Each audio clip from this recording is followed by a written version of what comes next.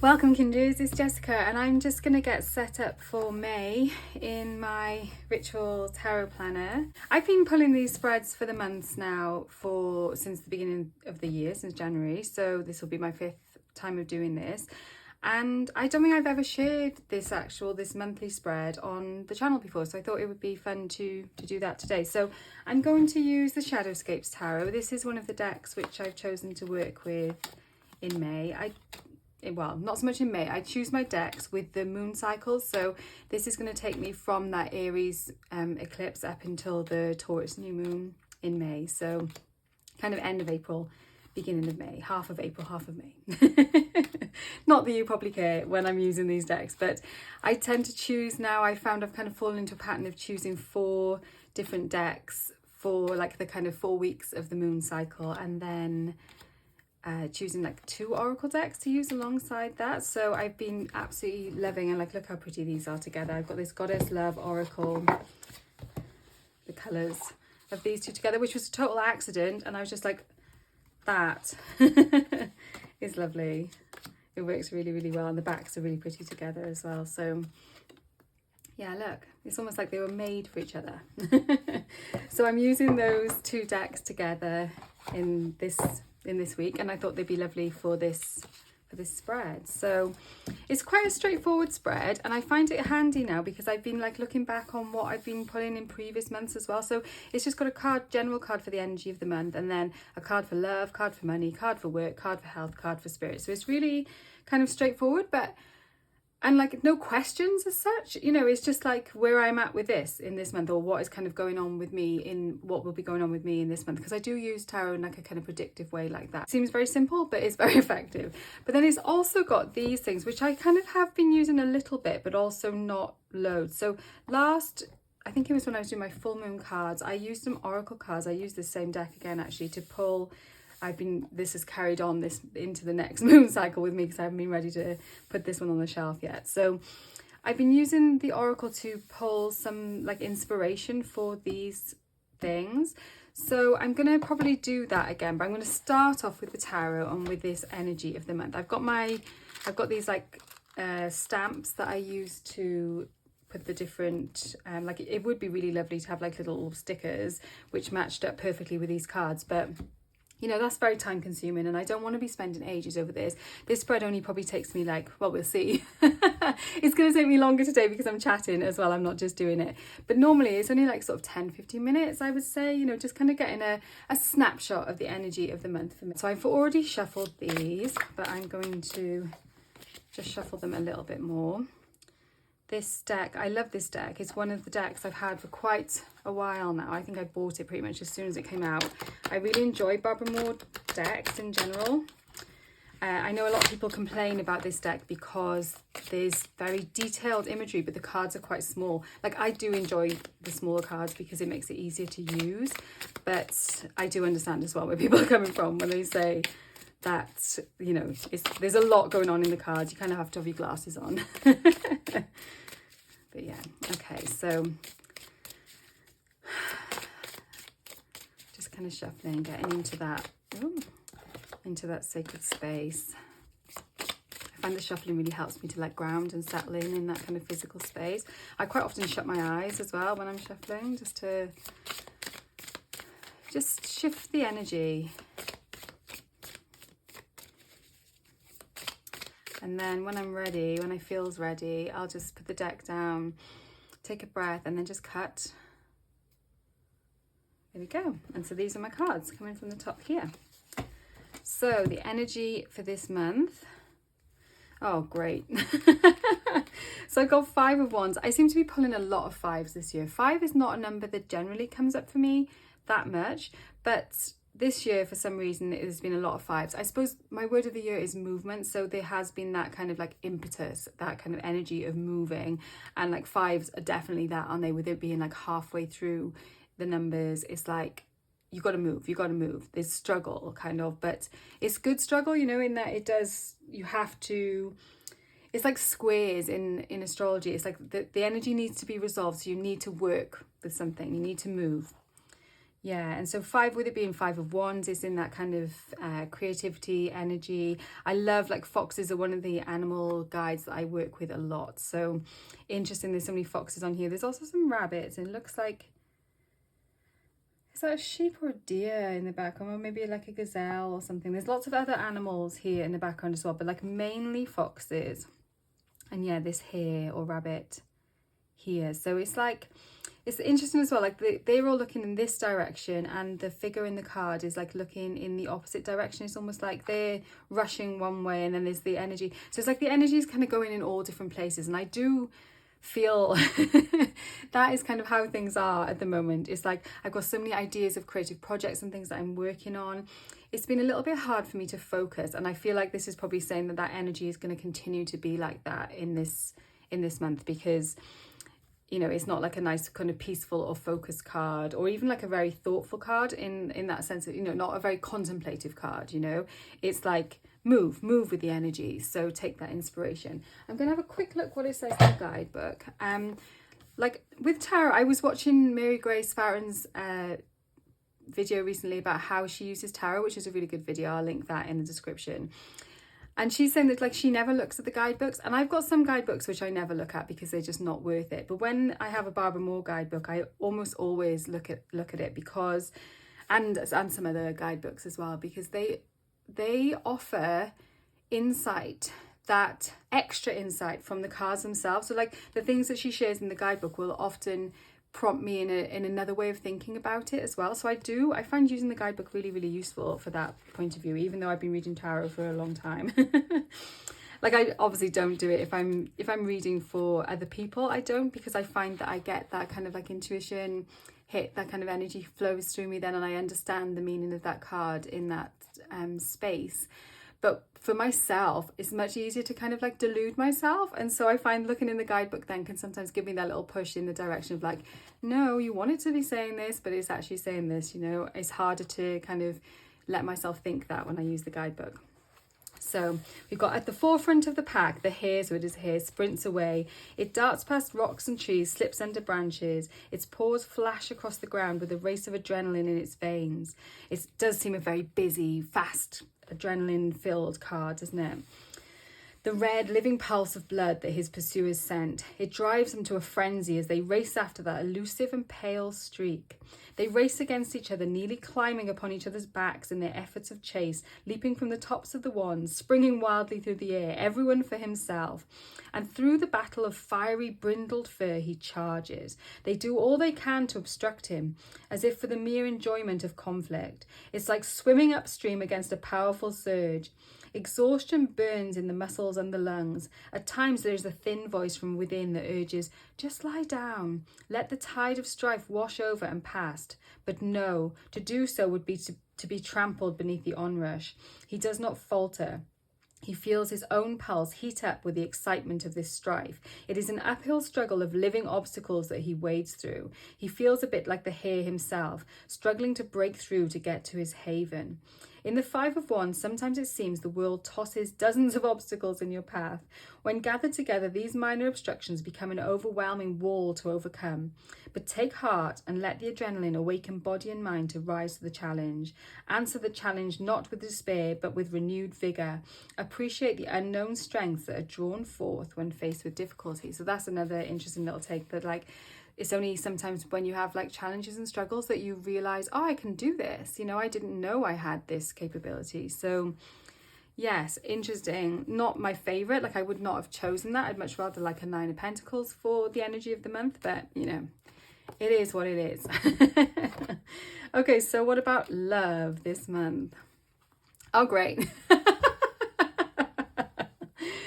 So we've got the Death card, and this is an absolutely gorgeous Phoenix Death card. I love this Death card. It is very much focused on that energy of things have to die in order for new things to be reborn. And interesting with that coming out in love, you know, like me and my husband have been together for a really, really long time now. Like, we've been married, well, we got married in 2005, and we'd already been like kind of dating for 8 or 9 years before that. So it's quite a long time. And in our relationship, like things have definitely gone through phases and stuff, but I find when I've been pulling the love cards in with these spreads, that it's not necessarily about that kind of like that, like if it said relationship, perhaps it would come up. It's almost like it's coming up more around like passion for me. These cards seem to be more reflective of my passion, my like or almost as well like kind of self-love and stuff like that. And that is, so I'm seeing that card as a really powerful and beautiful one for love for me this month, in that I've got the opportunity let's frame it as opportunity to like not to let things go in order to clear space for new things.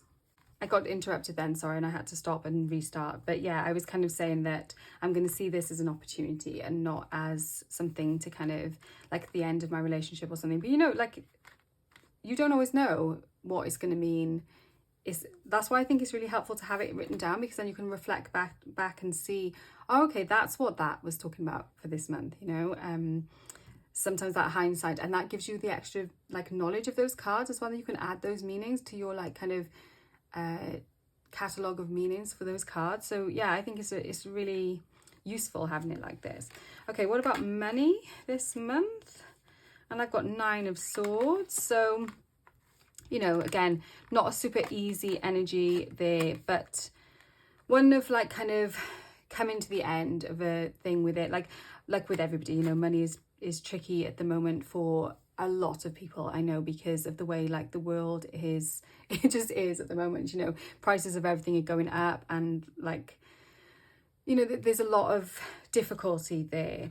But like, look how the figure is like looking up into the sky, and sort of, for me, the money stuff is very much about like mental blocks usually, rather than it being like an actual tangible thing. So that is something that I'm currently working on, is trying to like release that kind of thinking about around like lack and feeling like there's not enough, those kind of blocks to having a kind of healthy receiving. Like I'm working with this card this was my card for April, because it's not quite into May yet when I'm pulling this spread. So this was my card for April, of being like in that flow of giving and receiving. This is from the Sufi Tarot. I pulled these like before the start of the year, and I'm working on it. I'm trying to work on that idea of like being in the flow of giving and receiving. I tend to be like, you know, like so many of us, I want to like give, and then find it much more difficult to receive. And like with money, I always feel like poor people are more worthy, more noble than people who have money, you know. So I've definitely got those kind of shadows and blocks to work around. I feel like this is pointing me in that direction of like, this is something that I need to work on even more, that I need to release. Also interesting, because 9 of Swords is my Deccan card. If you're doing the Deccan walk, I'm going to make a whole video about that at some point soon. I'm going to set up, I've got a new journal specially for the Deccan walk, and I know it's a little bit like behind now because it did start in Aries, but I've been like scribbling down notes and stuff, and I'm going to get it all into a lovely journal setup that I can kind of keep working on. And the 9 of Swords is the second decan of Gemini, which is where my sun is in my chart. So this is kind of like my sun card, and that is definitely something, you know, with it coming out here, is something that I'm working on as well. Let's have a look at work. And we've got 2 of Wands, so that's a nice like adventuring. There's a lot of fire, it feels like air and fire. Like the Death I often see as more of like a watery card, but with it being the Phoenix on there, that's got that kind of fire. So it definitely is seeming like this month is going to be one of like fiery change and like setting off on adventures. Like 2 of Wands, like in the Deccan walk, that is the first card, that is the first card in the first decan of Aries. So it's like Mars in Aries, like a double Mars kind of adventurer, warrior spirit kind of thing. So I do feel like I'm being more adventurous with my work. I'm taking my work more seriously. Like I've got to the stage now where my children are that little bit older, and I've got more time to be able to, like, I've always kind of made money from the things that I love doing, like tarot, like more recent years astrology, like through offering readings and things like that, and also through like kind of creative stuff in general. Like I've got a couple of little books and things that I've made and stuff like that. I've always made like little bits of money, but it's been as if it's like a hobby and not really like my work. I was talking to a friend about this and like how work is an interesting concept in itself. It's like we can see work as being like a very negative thing. We see like work as being the opposite of play, and like play and pleasure and fun is like on that side, and then work is like equated with things like drudgery and that kind of thing. But I really want to like reclaim work from that and be like, no, my work is like my passion, my calling, the things that light me up. But I also need to shift, and like again coming back to that money mindset shift as well. I want to shift my thinking around that so that like I do want to earn money from my work, and I want to be in flow with that. I want to be, because like I put so much energy out there into the things I do, like creating videos and in my Facebook circle, which is a really lovely space, and I've got a Facebook page that I post on. And it feels like there's more things than that. My membership program, which is a really lovely space as well, but I pour so much energy into that. And like it does reward me financially, but like not in a very abundant way at the moment. But I'm owning that, and I'm feeling like that's because I've been thinking this kind of like, oh, it's not good to have too much money. It'll make me like, artists, creatives are supposed to be poor, and like poor people are kind of better than rich people. Rich people are like greedy. You know, I've got this kind of, these blocks, you know, all of these bird blocks here to work through. And I feel like it's sort of shown me that I can set off now with my work on this new adventure and try and like release some of these blocks. And probably this coming out with love as well, with death coming out with love, on that love space, is like, I can reimagine myself and be more loving and caring for myself around that as well. Like, because a lot of the reason why I resist receiving is because of feelings of like lack of worth, lack of self-worth. So if I can like let go of that shit, you know, and like become reborn as this phoenix who is open to the abundance of the universe. That's kind of what I am aiming for. So yeah, I'm definitely seeing that Two of Wands as a good omen in that kind of thing there. So we've got health. Let's have a look what's for that. So Page of Cups. So that's very like, again, health being in, it almost looks like she's sort of like inhaling steam. So that's something that I will, like, you know, sometimes when the details of the cards jump out at you like that, it's like, oh yeah, you know, like no one ever has pulled the Page of Cups and gone, oh, maybe I should do some steam inhalations this month, you know, but there are meanings in the actual imagery of the cards. And that's why I love to use different cards, use different decks, because, you know, if I pulled a different Page of Cups, I wouldn't have had that insight. But perhaps, you know, with it being sort of starting to allergy season, things like that as well, it would be useful for me to just, and look how mindful it is as well. It's like that kind of mindful moment of like setting up a nice like essential oil steam inhalation and just allow that to like cleanse. And also, yeah, like meditative, so probably more like meditation and things like that will be very supportive of my health this month as well. So yeah, you know, I like to take cues from the card, not just in like, oh, it's the Page of Cups, it means this. I take the cues from what speaks to me, what jumps out to me from the card. And yeah, definitely like meditation, definitely water, you know, perhaps more like baths and things like that as well. She's like down on the bottom of the seabed here. Nobody else really around, like no one's disturbing her. So probably also like kind of having time to like down regulate as well. So like calm my nervous system down and stuff as well. It's going to be important for my health in this month. So yeah, that's good. That's all fine. I can do that. I can look after my health like that. And then what about spirit? Let's have a look.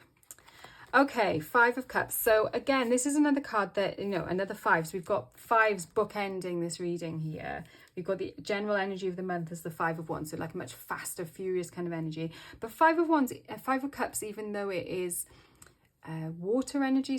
Oh my gosh, I just had another interruption. I had a phone call, so I had to stop the video because my phone was ringing. I'm using my phone to film. I should have put it on like airplane mode, sorry. So yeah, the two fives, I was talking about like the Five of Cups being that kind of fiery energy, and the Five of Wands being that fire energy, and the Five of Cups being that water energy. But with the water energy, people often think of it as being like kind of soft and gentle, which it can definitely be that, you know, it is that kind of emotional energy in the cup suit. But it's also powerful. You know, like when you think of how like water can literally wear through rock, you know, it's deceptively powerful. And Five of Cups, you know, is often a card of like kind of sorrow. It's a card of having to let go, you know, probably relating back into this idea of death as well, you know, is that things have to be grieved, things have to be let go of before you can move on. You know, you have to kind of bring closure to things to feel like that work has been done. But I also see this card come up for me quite often in the context of making an offering, and the fact that it's come up here in terms of spirit, like that indicates to me that I need, this month in May, I need to be making offerings to perhaps to a specific water deities, perhaps to a specific, like there's a river that I have, well, more of a stream really than a river, that is close to where I live, that I quite often make offerings at. So I haven't done that. I didn't do one in April. I did do an offering in March. So perhaps it's like I need to go and do that basically. I need to go and give an offering. And yeah, there's definitely like some other spirits and things on that card. I'm going to look at what it says in the guidebook for that one as well, in case it gives me some other ideas of what I should be doing in order to like work with that energy. Because, you know, it is that 5 energy. It definitely it requires work. Sometimes when, you know, I see certain cards, it's like, okay, the work is in progress with those cards. And then other cards, it's like, this card needs me to do something. So I better work out what that thing is that I'm supposed to be doing. So let's have a look here in this 5 of Cups. She treks across the sand dunes. Her feet sink in with each step so that her legs ache by the time she reaches the water's edge. She walks to the end of the strand, clasping the half-filled, half-empty bowl tightly, afraid it'll slip from her numb fingers and shatter on the rocky shore. The water is icy at her feet. The surf laps at her toes, bringing a chill that eats into her bones. It makes her body feel brittle. She shivers. She thinks it's the wind brushing her shoulder, but does not notice that it is instead the sprites.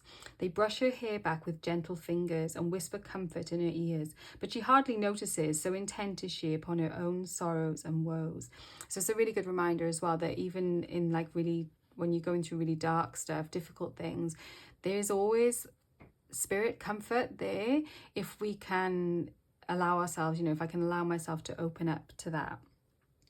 She has sent her hopes out across the sea. They have set sail upon a white ship, and she wonders when and if they will return fulfilled. That's an interesting link up with this card as well. Like this 2 of Wands is not like a sea voyage card, but it's got a voyage feel to it. So yeah, I wonder if it's to do with stuff that is in that realm of work as well, that I need to be like spirit and work connecting, spirit work connecting together. She fills the bowl with her tears, taking an almost sensual delight in the slide of those droplets down her cheeks. And sometimes the 5 of Cups can be like that. I find like it's almost like you kind of, I can get into like almost like a wallowing with my grieving. It's like I'm enjoying myself grieving, which, you know, that's not a nice place to be. You know, I need at that point to kind of find a way out of it. She imagines a fish swimming through those tears, swimming through the air of the empty bowl, unbound by liquid or air. And then she sets that briny offering next to the others on the ground. The 5 of Cups wallows in regret and loss. It is a rejection of pleasure, feeling sorrow, and wishing for what might have been. So that is really interesting in terms of like the energy of spirit energy this month, is that I need to be, that fish has jumped out at me there, you know, the fish that is not in the air, it's not in the water. It's like, and fish, like fish as a symbol is something that I've been working with as like, kind of like a Christ consciousness symbol. You know, it is a Christian symbol in lots of ways. It's also like a Pisces symbol, like Pisces means fish. And I've got this Vesica Pisces from working with the 2 circle runes. So it's definitely something that I need to delve into a little bit more. I'm going to have some homework with that card. Oh, I tell you what I will do, I think I will pull us a card to be the card, like a little message for this month. That will be a nice rounding out, and it'll look beautiful. Okay, so what have we got? Stillness. So that's very interesting juxtaposition against this You know, it kind of goes more with this one than with this one. The idea of stillness, be calm and quiet. Let me see what she says in the book for that. So that is actually the front card for this. I've pulled this card quite a few times already from this deck. So let's have a look. Yep. Goddess brings you the gift of stillness and serenity. This is a very busy and noisy world, and it's hard to find quietness either without or within. This is literally like hilarious considering I've been interrupted so many times when I've been trying to do this video. So, you know, we're here now. I'm trying to find that calm and quietness. There is so much stimulation, and yeah, like this card as well is like a reminder that I need to be able to regulate my nervous system. I need to find that calm and that peace, that stillness there, definitely. So I think it's a kind of another layering in on this is that my health is really important, and I need to find that stillness, that calmness for my health. Perhaps your mind is on overdrive, like this card, with thoughts competing for space, projects, plans, dreams and chores all cluttered together, fighting for attention. Yes, so much this. Goddess has come to you now, offering peaceful stillness. She understands that you're being swept along in the hubbub of your world and comes to offer you her hand to pull you out of the frenzy. She calls you to walk with her into a dream landscape where snow has stilled the chaos. You know, like snow just kind of puts a blanket on everything. It's almost like turning down the volume on everything. It's just like, soothe, calm. All is serenity and quiet. She asks you to use this time to listen to what is within you, to let go of your feelings of having to do something, create something, appease someone or placate someone. Take advantage of the stillness and silence where movement, business, duty, obligation and noise cannot reach you. Like a rabbit deep within her burrow, retreat into the silence and safety. In the stillness, Goddess asks you to hear the noise of the world babbling like a river beneath the ice. She calls you to listen with a heart free of judgment and full of compassion. She may send her sacred wren into your life to remind you to step off the treadmill from time to time so your voice and ideas can be heard more clearly from a place of refuge. Owl may come to show you that you may see the whole view more clearly from a distance. That's interesting, getting that kind of more like distanced view, definitely on things like zooming out. And the goddess may send you her sacred dove with her message of deep peace and stillness. And the practice is about, you know, finding moments of stillness, finding moments of calm. So yeah, that's definitely something I'm going to need to do to support myself through this month, which looks like it's got a lot of like busy work and transformational work and like blocks and things to be working through, mental blocks and like new adventures as well. So like there's a lot going on. So no doubt I will need that calm and stillness, and perhaps that is also what you need, this calm and stillness. Thank you so much for watching. Warmest blessings, and I will see you very soon.